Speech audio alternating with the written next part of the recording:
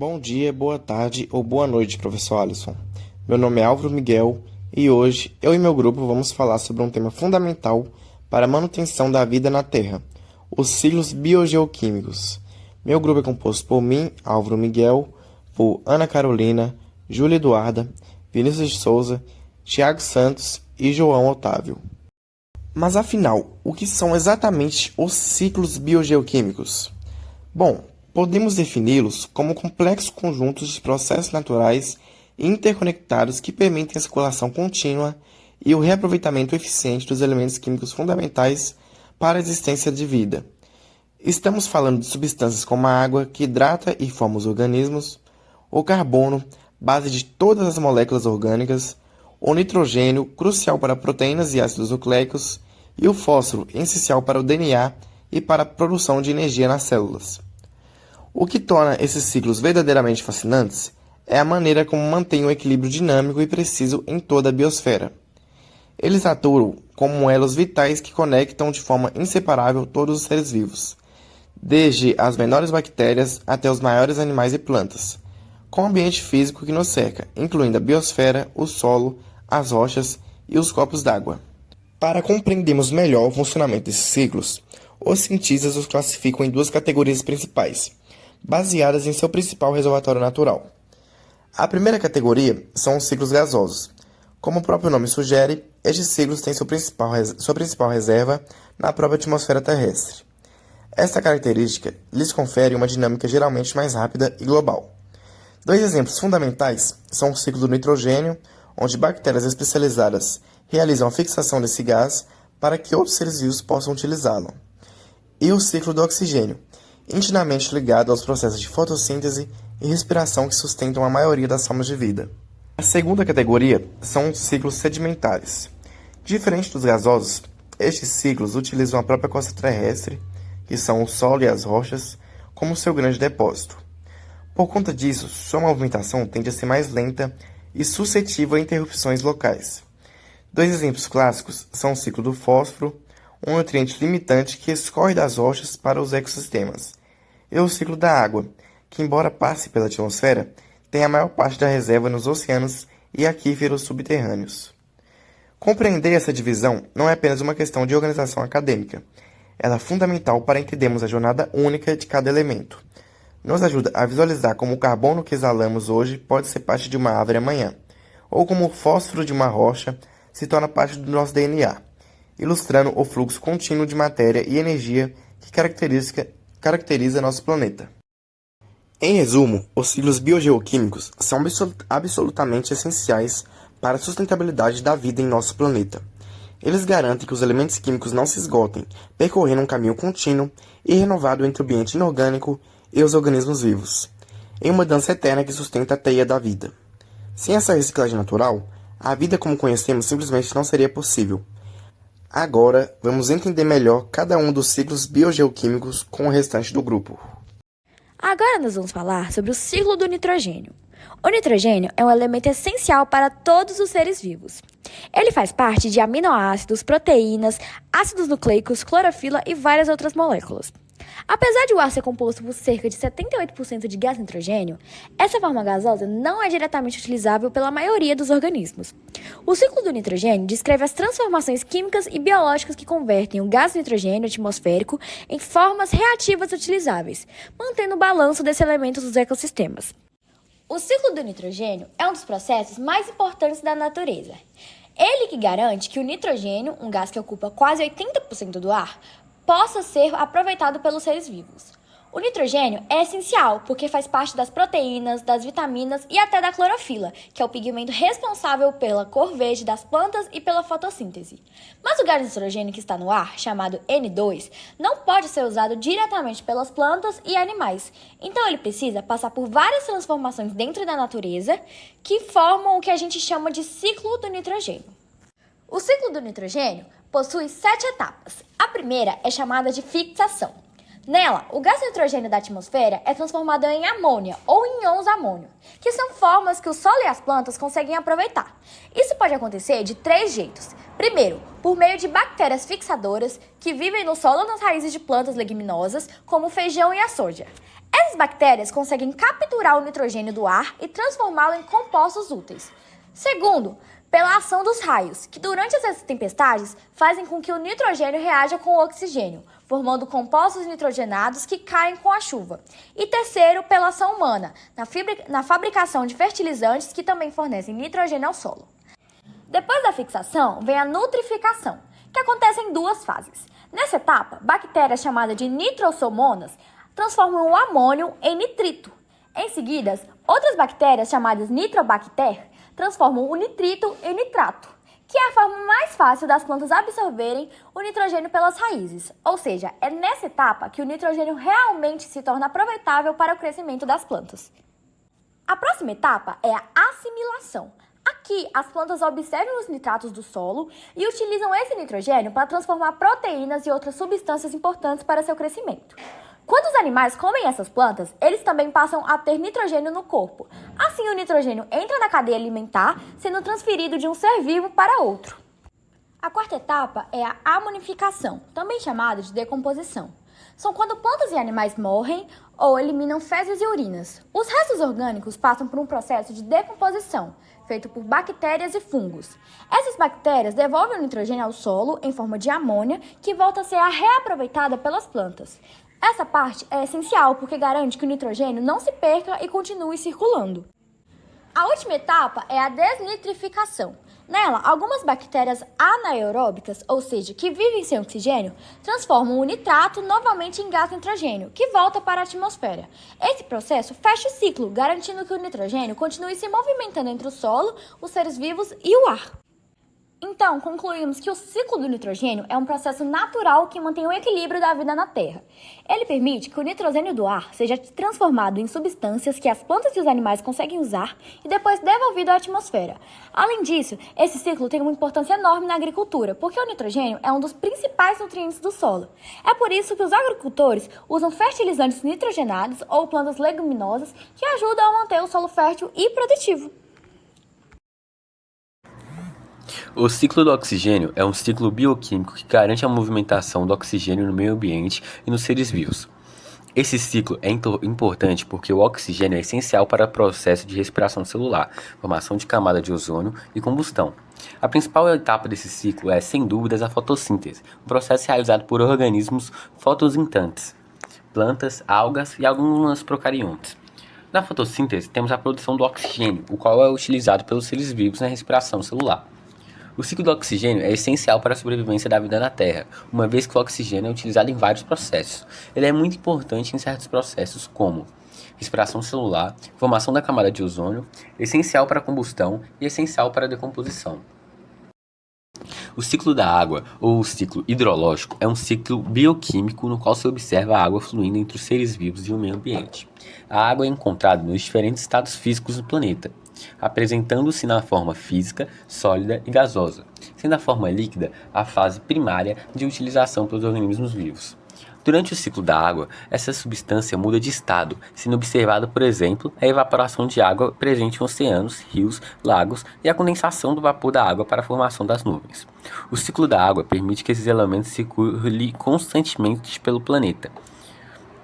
Alguns desses processos envolvem a energia solar, o qual aciona o ciclo da água, promovendo a evaporação dela.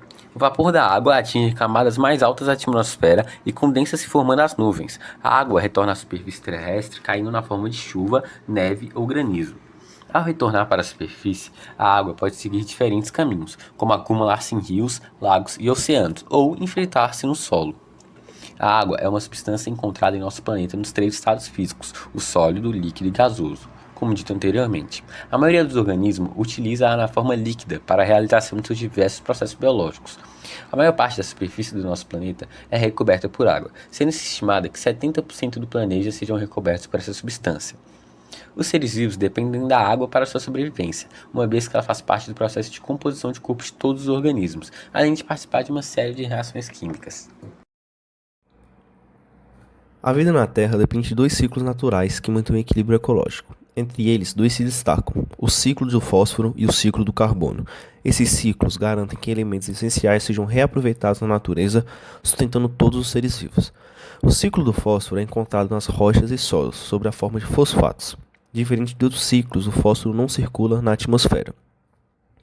Esse ciclo acontece por meio de 5 etapas. A primeira etapa é a erosão das rochas, que a chuva e o vento desgastam as rochas, liberando os fosfatos. A segunda parte é a absorção das plantas, que o fósforo é incorporado a elas. Terceiro, cadeia alimentar. Os animais obtêm o fósforo ao se alimentarem de plantas ou outros animais. Quarta etapa, a decomposição. Quando os seres vivos morrem, o fósforo retorna ao solo. E a quinta e última etapa é a sedimentação. Essa parte do fósforo retornado ao solo vai para rios e oceanos, onde se acumula e forma novas rochas fosfatadas, um processo muito lento. A importância do fósforo para nós é essencial para formar o DNA, RNA e ATP, que é a molécula de energia. É necessário para o crescimento e reprodução dos organismos, manter um equilíbrio nutricional dos ecossistemas. Nós podemos encontrar o carbono na atmosfera, como CO2, nos oceanos, nas plantas, animais e as rochas. O ciclo do carbono acontece por meio de 5 etapas. A primeira etapa delas é a fotossíntese, onde as plantas absorvem o CO2 e transformam em glicose, que é energia. Segunda etapa, respiração, onde as plantas e os animais liberam CO2 depois de respirar o oxigênio para a atmosfera. Terceira etapa, decomposição, onde os restos orgânicos liberam carbono no solo e no ar.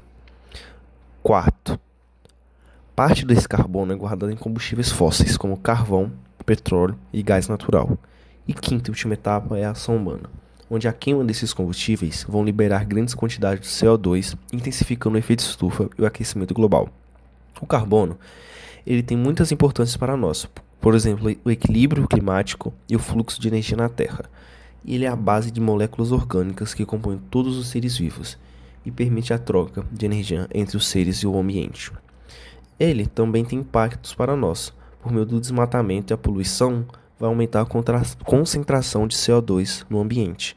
Isso irá acelerar as mudanças climáticas e ameaça o equilíbrio ambiental. Com isso, o ciclo do fósforo e do carbono são vitais para o equilíbrio ecológico. O fósforo garante energia e estrutura genética dos seres vivos. O carbono regula o clima e o fluxo de energia do planeta. A ação humana. Oi pessoal, tudo bem? Aqui quem está falando é o Thiago e hoje eu irei explicar sobre o ciclo da floresta amazônica e a água. A Amazônia desempenha um papel central no ciclo da água, por conta que as suas árvores funcionam como uma verdadeira bomba biótica, que libera grandes quantidades de vapor de água na atmosfera através da transpiração, no qual esse processo aumenta a umidade do ar e contribui para a formação de nuvens. E essas nuvens, por sua vez, são responsáveis pelas chuvas em diversas regiões do continente, incluindo o centro-oeste, sudeste e sul do Brasil, além também de países vizinhos. Esse fenômeno é conhecido como os rios voadores, que são correntes de vapor que transporta, no caso, a água da Amazônia para outras partes do continente, garantindo equilíbrio hídrico e sustentabilidade ambiental em regiões que são distantes da floresta. Por isso é importante prezar esses tópicos, por conta que, quando ocorre o desmatamento, essa capacidade é drasticamente reduzida, que uma quantidade menor de árvores significa que menos água é liberada na atmosfera, e o que compromete a formação das nuvens e diminui chuvas em outras regiões. Isso impacta diretamente a produção agrícola e prejudica o abastecimento de águas em cidades e reduz também o volume dos rios. Além disso, a destruição da floresta altera o clima local e regional, aumentando a incidência de secas, ondas de calor e incêndios florestais, criando um ciclo de degradação ambiental que não afeta só a Amazônia, mas todo o país, toda a América do Sul. Por isso é importante proteger a Amazônia, porque não é apenas uma questão de conservação da biodiversidade, mas sim garantir a água para nós, o clima equilibrado e a vida de milhões e milhões de pessoas. Agora vamos para o próximo slide, que fala sobre o equilíbrio hídrico da América do Sul, depende da Amazônia, que depende da Amazônia. Esse equilíbrio hídrico depende da Amazônia porque a floresta ela tem um papel essencial na circulação da umidade por todo o continente. Tudo começa lá no Oceano Atlântico, onde ocorre uma grande evaporação. Essa umidade é levada pelos ventos até a Amazônia, onde forma nuvens carregadas de vapor de água. Quando essa umidade chega à floresta, parte dela cai em forma de chuva e a outra parte é devolvida para a atmosfera. Então, chegou na floresta amazônica. Uma parte é devolvida em forma de chuva e a outra é devolvida pela atmosfera pelas árvores, que é através da evapotranspiração, que é quando as plantas liberam o vapor de água pelas folhas. Então, chegou na Amazônia, grande parte vai embora em forma de chuva e a outra é devolvida para a atmosfera. Esse processo mantém a floresta úmida e cria os chamados rios voadores, que são correntes de ar cheias de umidade que se deslocam para outras regiões da América do Sul. Esses rios voadores levam chuva para o centro-oeste, sudeste e sul do Brasil, além também dos países vizinhos, como Bolívia, Paraguai e Argentina, ajudando sempre a abastecer os rios e garantir a agricultura nestas áreas. Por isso, a Amazônia é considerada o coração hídrico da América do Sul, pois ela bombeia umidade por todo o continente, mas, né, como ela bombeia essa quantidade, quando ocorre o desmatamento, essa bomba, né, de umidade, essa forma que ela bombeia a umidade, ela vai se perdendo, ela perde essa capacidade. E quando ela perde essa capacidade, faz com que diminua as chuvas, aumente as secas e afete também diretamente a produção de alimentos, os rios e até a mesma geração de energia. Agora nós vamos falar dos principais fatores que geram impacto nos ciclos biogeoquímicos, que são resultado da ação humana. Vamos começar pelo ciclo do carbono. A função natural do carbono é circular entre a atmosfera, seres vivos, solos, oceanos e rochas. É essencial para a fotossíntese, a respiração celular e a formação de combustíveis fósseis. A interferência humana, como queima de combustíveis fósseis, como carvão, petróleo, gás, libera grandes quantidades de CO2. O desmatamento reduz a absorção de CO2 pelas plantas e a agricultura e a pecuária aumentam a emissão de metano e outros gases de efeito estufa, gerando como impacto o aquecimento global, mudanças climáticas e a acidificação dos oceanos. Agora nós vamos falar do ciclo do nitrogênio. A função natural do ciclo do nitrogênio é essencial para proteínas e DNA. Bactérias fixadoras transformam o nitrogênio atmosférico em formas assimiláveis pelas plantas. A interferência humana, como o uso excessivo de fertilizantes nitrogenados, a queima de combustíveis que emitem óxido de nitrogênio, o cultivo de leguminosas e a criação intensiva de animais, aumentam a fixação e a liberação de compostos nitrogenados, gerando assim como impacto a eutrofização da água, que é a proliferação de algas, e a morte de peixes. Também a poluição de solos e das águas subterrâneas e a chuva ácida. Agora vamos falar do ciclo do fósforo. O ciclo do fósforo tem a função natural e essencial para a formação de DNA, RNA e ATP. Circula lentamente entre rochas, solos, plantas e animais. A interferência humana, como o uso de fertilizantes fosfatados, mineração intensiva e lançamento de esgoto doméstico, tem como impacto a eutrofização semelhante à do nitrogênio e a redução da biodiversidade aquática. Agora nós vamos falar sobre o ciclo da água. A função natural do ciclo da água é se mover por evaporação, condensação, precipitação e infiltração. Ela mantém o equilíbrio climático e a vida nos ecossistemas. Algumas das interferências humanas é poluição e contaminação dos recursos hidráulicos e superexploração de aquíferos, o que gera como impacto escassez de água potável, inundações e secas mais frequentes e a perca da qualidade da água. Por último, o ciclo do enxofre, que tem como função natural circular entre solos, água, ar e organismos, sendo essencial para as proteínas. Como exemplo de interferência humana, nós temos a queima de combustíveis fósseis, que participa da liberação de dióxido de enxofre, e a mineração e a industrialização, que gera como impacto a formação de chuva ácida, que prejudica os solos, florestas e corpos de água, e também a deteriorização de construções e monumentos. Agora, resumo das consequências globais. A ação humana de queima de combustíveis fósseis afeta o ciclo do carbono e do enxofre e tem como impacto principal o aquecimento global e a chuva ácida. A ação humana do uso excessivo de fertilizantes afeta o ciclo do nitrogênio e do fósforo e tem como impacto principal a eutrofização e poluição hídrica. A ação humana do desmatamento afeta principalmente o ciclo do carbono e da água e tem como impacto principal mudanças climáticas e desequilíbrios hídricos. E a ação humana da urbanização afeta o ciclo da água e tem como impacto principal inundações e redução na recarga dos aquíferos. Agora, comentários sobre possíveis soluções. A redução no uso de combustíveis fósseis através do uso de energia limpa, a prática agrícola sustentável, a recuperação de áreas degradadas e reflorestamento, a gestão consciente da água e do uso do solo e a redução de poluentes industriais e urbanos. Nessa imagem, a gente consegue ver melhor como o nitrogênio entra e circula no solo e nas plantas. Dá para perceber que as raízes das plantas, principalmente das leguminosas, como o feijão e a soja, têm pequenas bactérias que vivem dentro delas. Essas bactérias fazem a fixação do nitrogênio, ou seja, elas capturam o gás nitrogênio que está no ar e o transformam em substâncias que as plantas podem aproveitar, como a amônia. Esse processo é muito importante porque enriquece o solo naturalmente, sem precisar de tanto adubo químico. Depois que a planta absorve esse nitrogênio, ele passa para toda a cadeia alimentar. Quando um animal se alimenta dessa planta, ele também adquire esse nutriente. E quando esses seres vivos morrem, o nitrogênio volta para o solo através da decomposição, reiniciando o ciclo. Então essa imagem mostra exatamente como o nitrogênio se movimenta entre o ar, o solo, as bactérias e as plantas, garantindo que o solo continue fértil e que as plantas cresçam saudáveis. Já nessa imagem, dá para perceber que o ciclo do nitrogênio não acontece só naturalmente. Os seres humanos também interferem nele. Um exemplo é o uso de fertilizantes nitrogenados, que são aplicados nas plantações para aumentar a produtividade. Esses fertilizantes contêm nitrogênio em forma que as plantas conseguem absorver rapidamente, como o nitrato e o amônio. Só que é importante ter cuidado com o excesso, porque quando se usa muito fertilizante, o solo não consegue absorver tudo, e o nitrogênio pode ser levado pela chuva, contaminando rios e lençóis freáticos.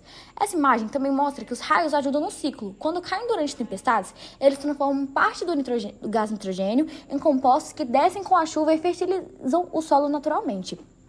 Ou seja, o ciclo do nitrogênio é um processo que acontece tanto por meio da natureza, com a ajuda das bactérias e dos raios, quanto por meio das ações humanas, com os fertilizantes e as plantações. Tudo isso mostra como o equilíbrio desse ciclo é essencial para a vida, a agricultura e o meio ambiente.